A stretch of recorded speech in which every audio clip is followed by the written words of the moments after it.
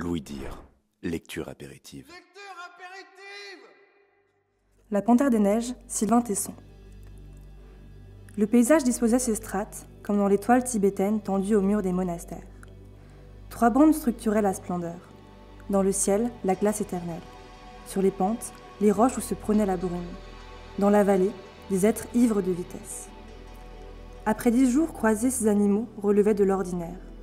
Je m'en voulais de m'habituer à ces apparitions.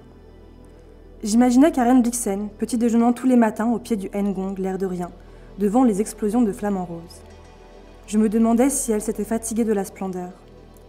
Elle avait écrit La ferme africaine, le plus beau des livres sur le paradis terrestre. La preuve qu'on ne se lasse jamais de l'indescriptible.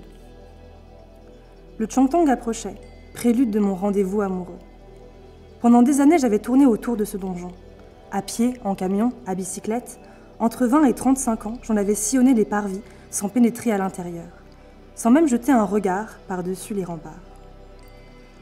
Occupant le cœur du Tibet, à 5000 mètres de moyenne, ce plateau de fondrière, grand comme la France, assurait la transition entre les Kunlun du nord et la chaîne de l'Himalaya au sud. La zone échappait à l'aménagement du territoire, nom de la dévastation des espaces par la technostructure. Personne ne peuplait le territoire. Quelques nomades le traversaient. Aucune ville, pas de route. Des toiles de tentes claquant dans les rafales. Voilà pour la présence humaine. Les géographes avaient vaguement cartographié ce désert d'altitude, reproduisant sur les cartes du XXIe siècle les itinéraires fugaces d'explorateurs du XIXe siècle.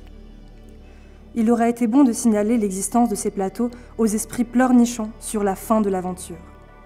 Ces âmes mortes géniant, nous sommes nés trop tard dans un monde sans secret. Pour peu qu'on les cherchât, les zones d'ombre existaient encore. Il suffisait de pousser les bonnes portes, conduisant aux bons escaliers de service. Le Changtong offrait l'échappée, mais quel effort pour l'atteindre.